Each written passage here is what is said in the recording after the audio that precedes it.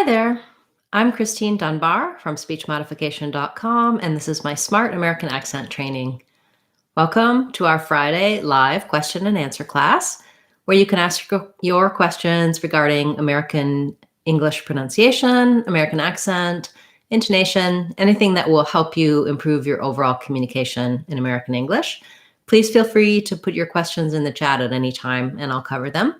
We'll also talk about and show you some resources you can use, as well as after class, I'll be going through and adding a comment that has timestamps for the different topics we cover today and additional resources. So I've been doing that for the last few classes so that when I mention another video that might be useful based on your question, you have a direct link to go to it, and you don't have to try to find it yourself. So nice to see you. Thank you and welcome. We have a question about the word privileges, and the viewer struggles with the plural form of this word. So let's sound out your word and help you with that plural. So we have privileges.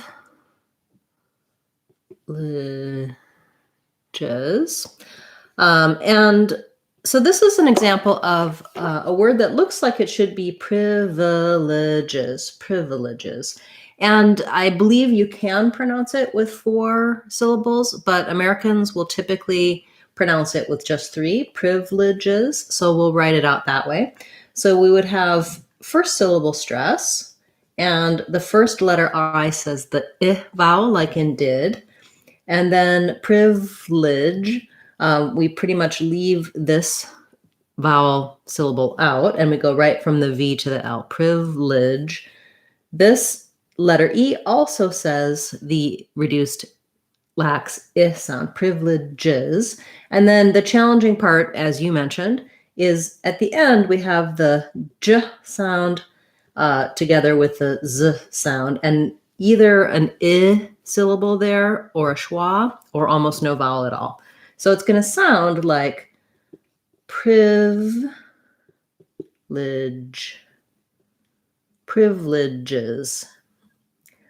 Just like the word is. I'll write it with a Z though, because it has a Z sound. And this J sound, I write it here with DGE. That's how we spell it at the end of words often, like in age or edge, for example. We also spell it with just the G, like in age or privilege. If you think about that as being a J sound, maybe for you saying J at the start of words is easier, maybe not. This is not a sound that comes naturally and easily to everyone, depending on your native language. So thinking about it as like we have the word jazz. We had a word like juzz or jizz. So it's either an sound or an I sound.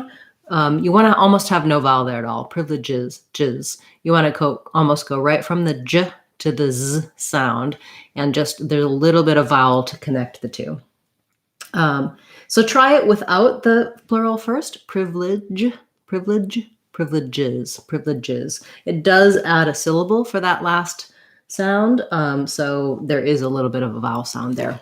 Hopefully hearing that broken down and hearing me say it enough times will help you with that.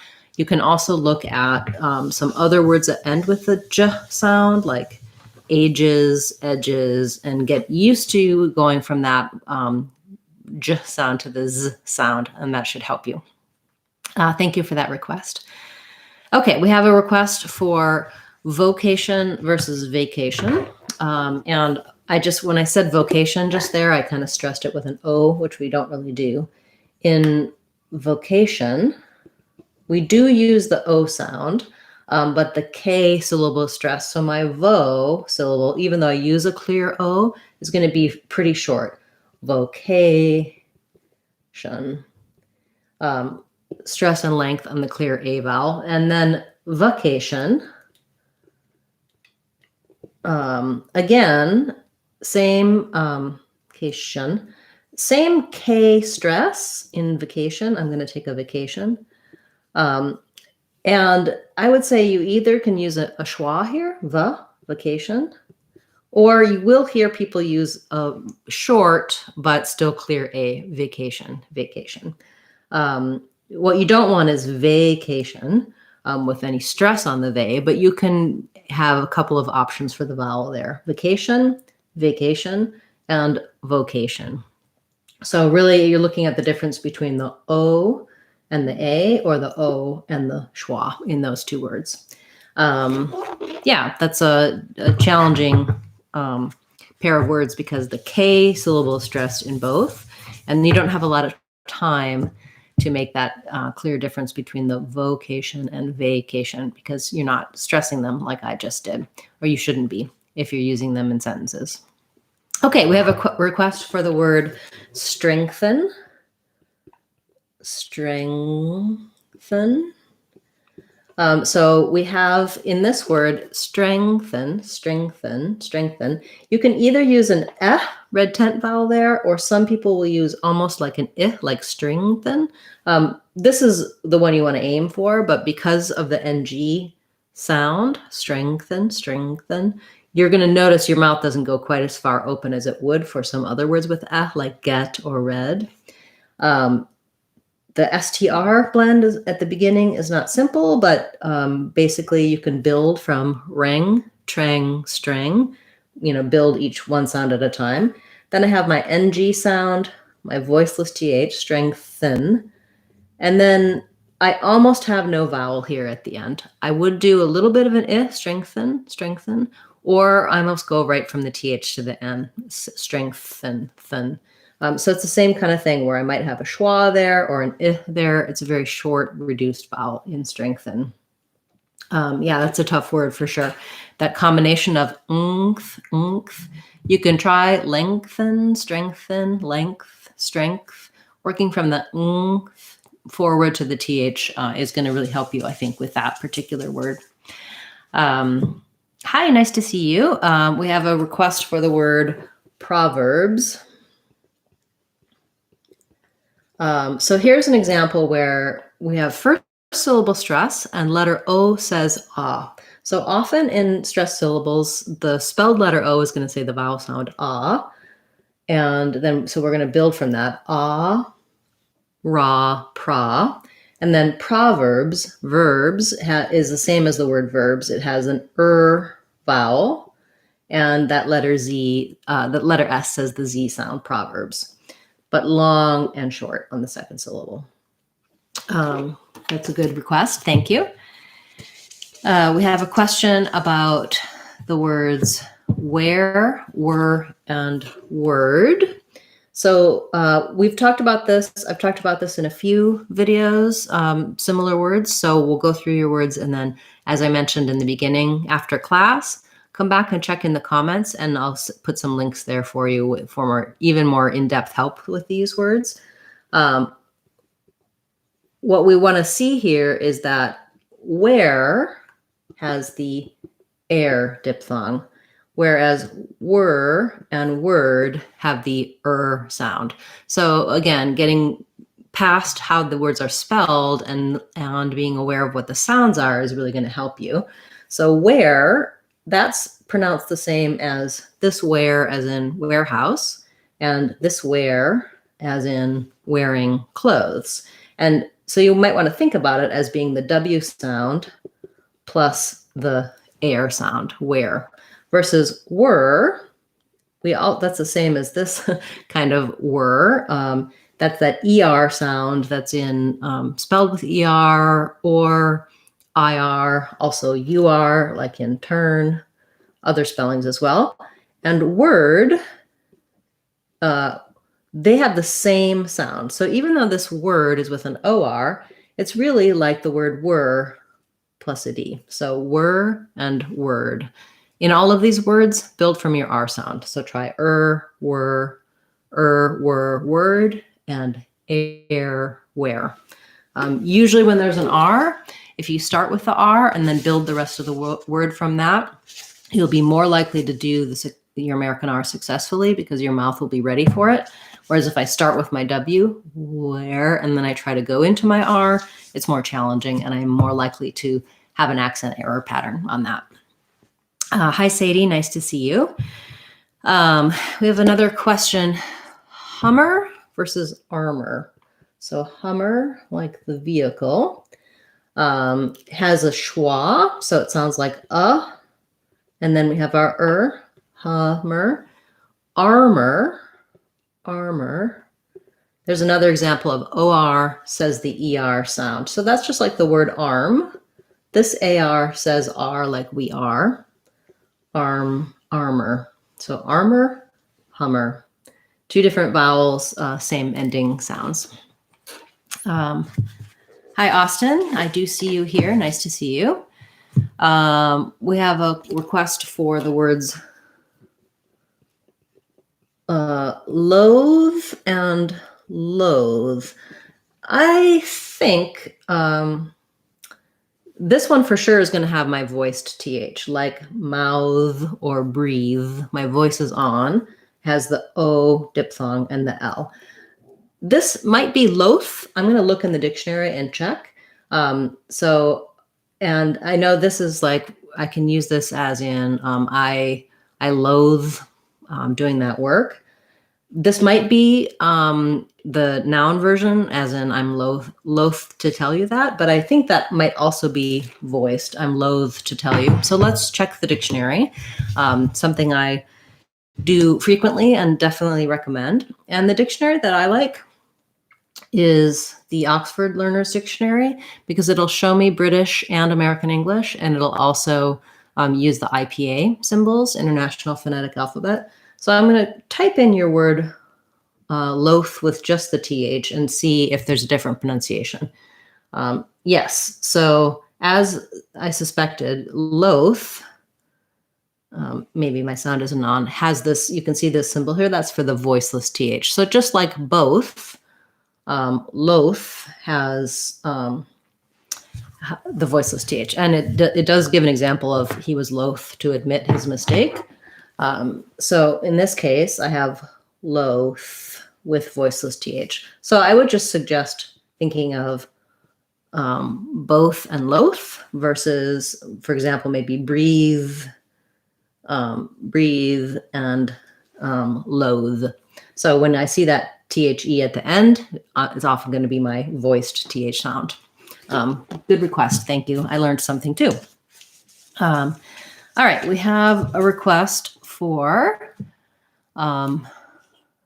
Perdue. Okay. I'm glad I have my dictionary open because I don't know that one either. Perdue.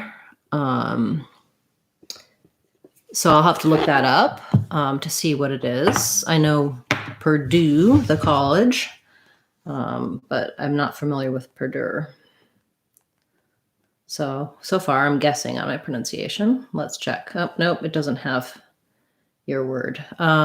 Make sure that you didn't do a typo, maybe perjure or another word you meant to say there. We'll come back to that one and then I'll do some of your other requests instead. So you asked about also narcotics. So narcotics, we have second syllable stress. Here's another example of letter O saying the ah vowel. And then this T we say as a flap sound in because it's between two vowels and it's not stressed. So it sounds more like a light D, narcotics. Excuse me. Oh, so sorry. And then this AR does say the R like we are. So narcotics. I'll come back to your other one. Bull, ball, bowl, bowel. In just a moment after I've come to some other people's questions. I do have a couple of videos related to your words that will also help you. So we had a question for sword. And then your other word, I don't know that one either. So sword I'll talk about first, and then we'll look at our dictionary for sword, maybe. Sword is actually the same as this kind of sword, like the bird soared in the air. The W is silent, and the or actually does say or in this word. So it would be just the same as the word sore, like my legs are sore, with a D, or the sword, he soared in the air. I'll look that one up, S-W-A-R-D, to see what we can find from the dictionary for that one. So S-W-A-R-D looks like an area of grass. All right, so now a word I've heard of before. This is a name for an area of grass, and it's showing this as an ah or an or, same pronunciation. No, different pronunciation. It's showing it with the W sound. So the dictionary says that this one is like the word war, or the word war that we fight in. So the or diphthong, just like sword, but then actually with the W. So ward, sword, sword. Okay, so I'm learning quite a bit today. Thank you. Sword and sword. This one, I think you're probably not going to hear people use as frequently as the word sword. Okay, next question. We have a request for, let's see, whether or not there's a K sound in strengthen. Strengthen. Strengthen. I don't know. Let's see. I think you probably can say it with a K. If I say strengthen with a K, it sounds okay. When I was modeling it before, obviously you noticed that I was saying strengthen. I was just going right from the NG into the TH. Here, when it's showing strength, it does show the K. And for strengthen, probably it will show the K as well. Yeah, it's pretty natural when I'm going from an NG sound, strength.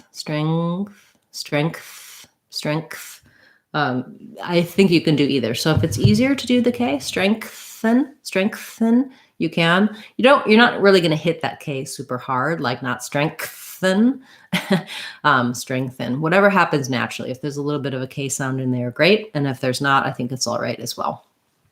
Thank you for the asking for the clarification for your answer. Okay, and we have the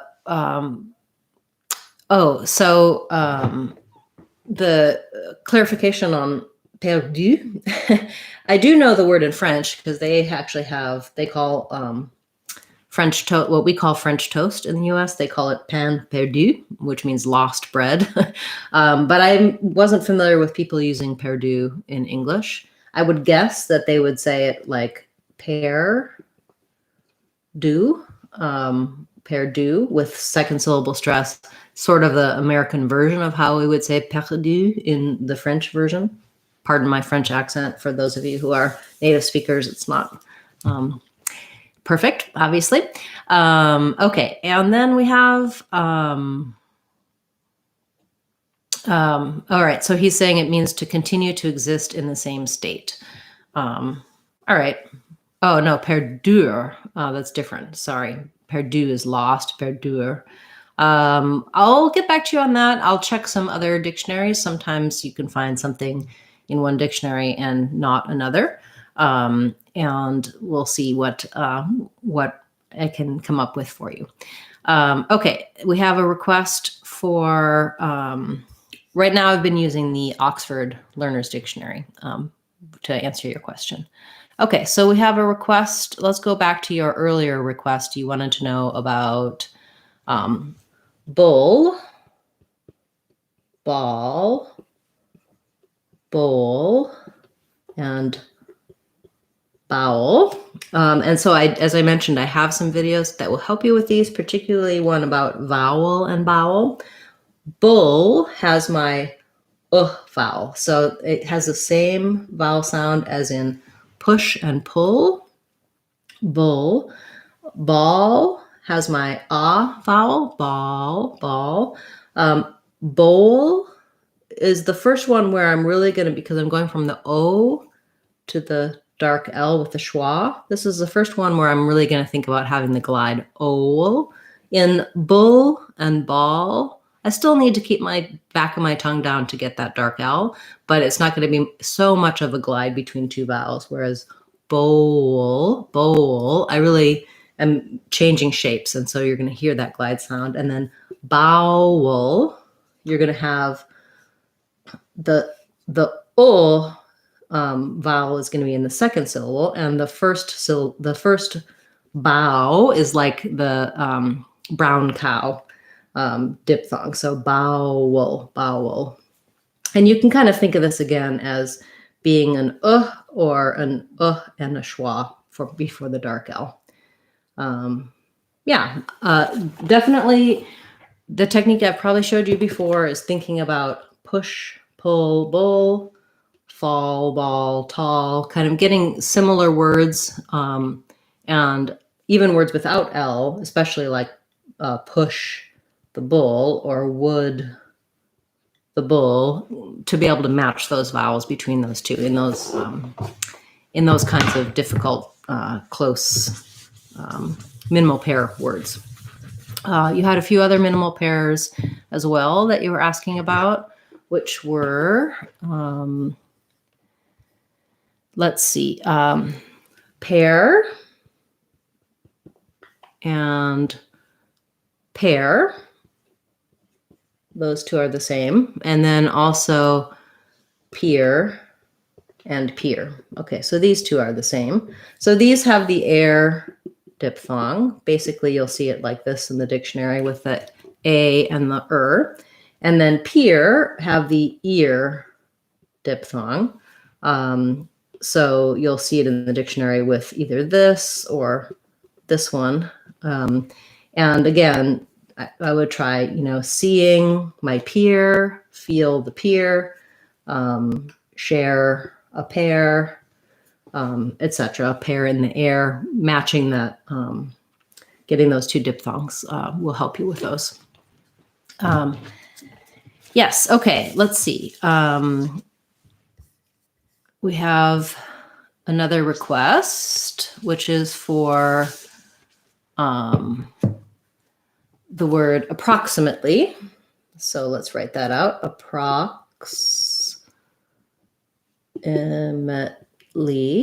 Approximately has second syllable stress. So my stress is on the prox syllable. This first letter A, as is the case in many unstressed first syllables with letter A, is the schwa sound. Sounds like And then here's again another O that says the vowel. Pra. This letter X is going to say the KS sound in this word. Approx. Letter I says lax vowel. Approximately. This letter A is either going to be an sound or a schwa sound. So approximate or approximate. I think I usually use more of an vowel here. Approximate. Because I'm going right to the L from my T, approximately, I'm not going to release that T. It's going to be a stopped T, and I'm going to go right into my L with an E vowel, approximately. So that's approximately, or actually exactly how a native speaker would say approximately.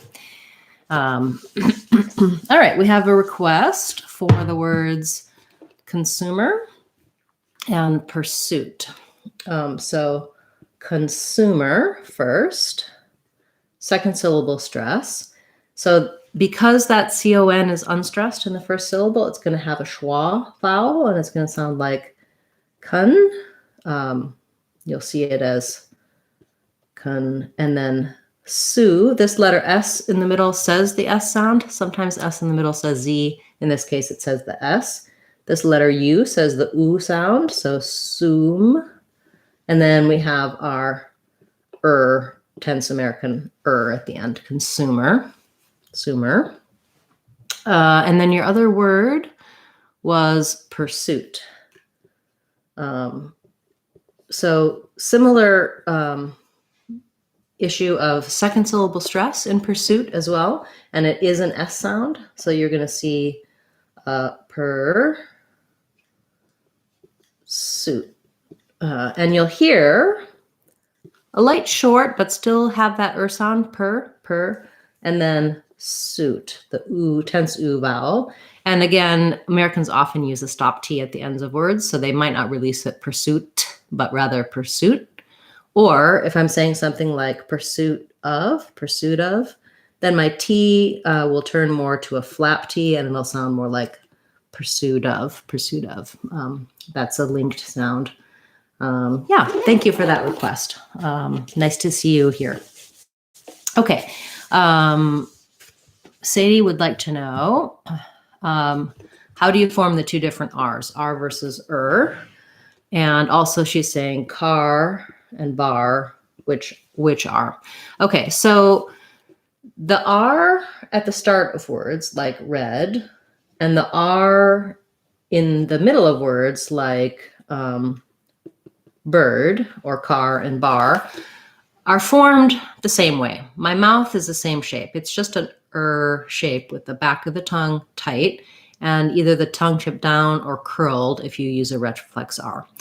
What's different is if I have to go into the R from a vowel like R, bar, then I'm kind of in that ah shape and then in my shape.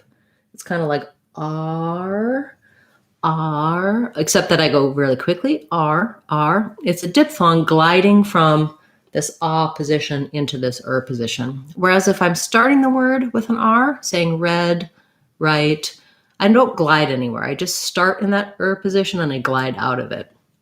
Generally speaking, though, in connected speech, I might be saying something like a red bird, or a red earring. I'm not really making a distinction between what's happening with those R's, because if I look at the sounds and the sequence in a red bird or a red earring, I'm just doing a schwa, an R, an E and an R, and an I and an NG. So all of these, even if I wrote out these words differently, for bird, I would use this symbol meaning and for red, I would use this symbol meaning ra, starting on that. But in connected speech, a red earring, I'm going in and out. I'm doing a and I'm doing deary, eerie. I'm moving from that vowel into the R back to another vowel. In something like bird, I'm moving from that vowel into a consonant sound. But in any case, unless I can go in and out of that R easily from either side, I'm going to struggle. And so the reason I teach the R and the separately is that some people have more trouble on one or the other.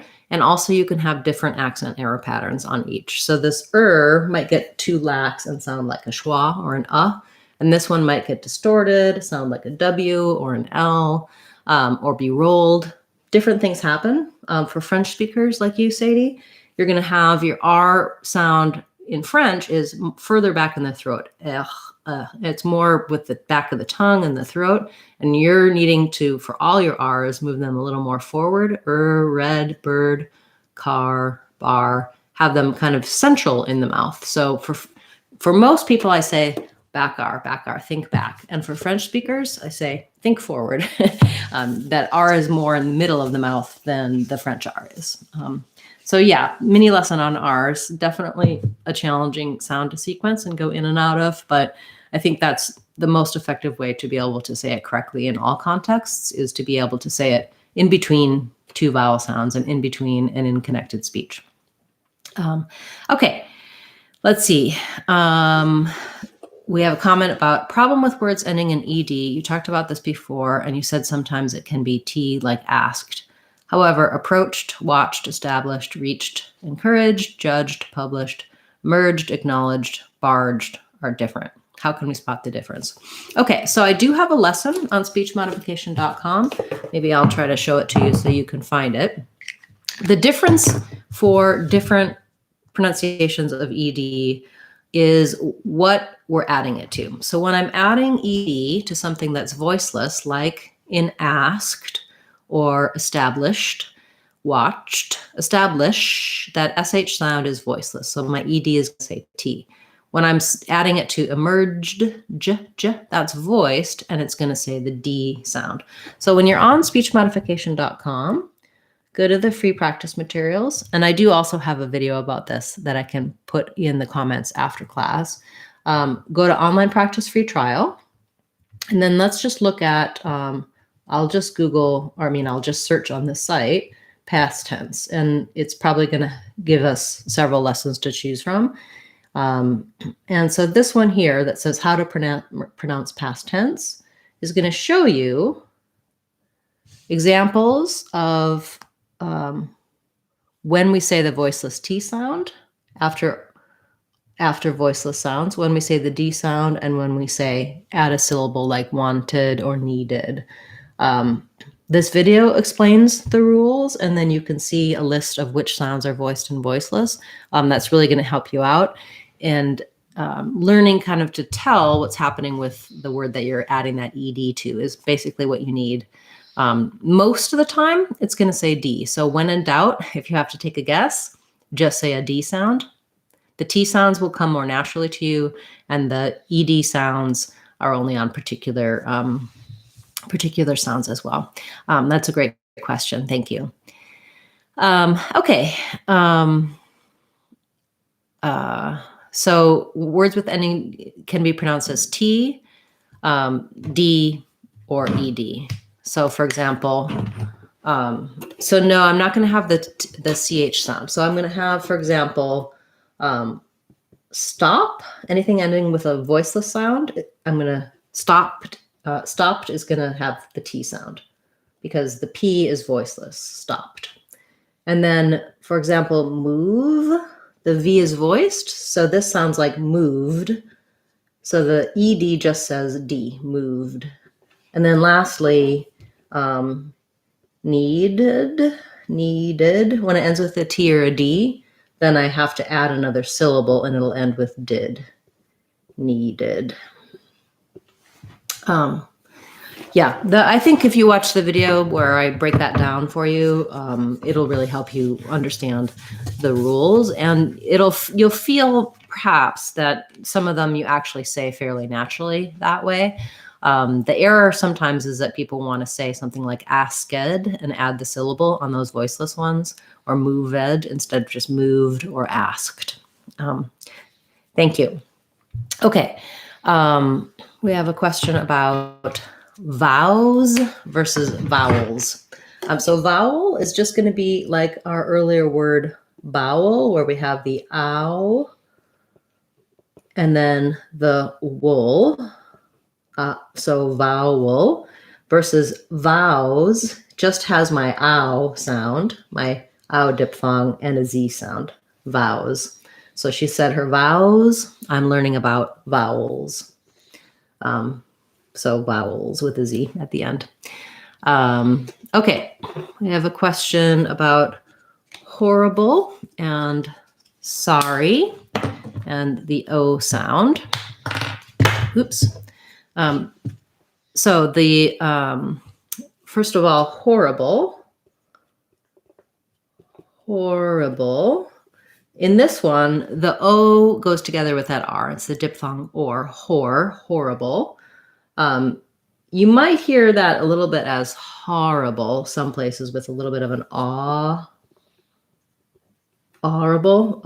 I say it with an or, hor. So just like for or door, first syllable stress, hor, and then an horrible.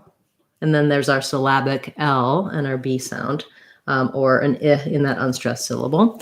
And then your other word, sorry, that OR doesn't say the OR sound.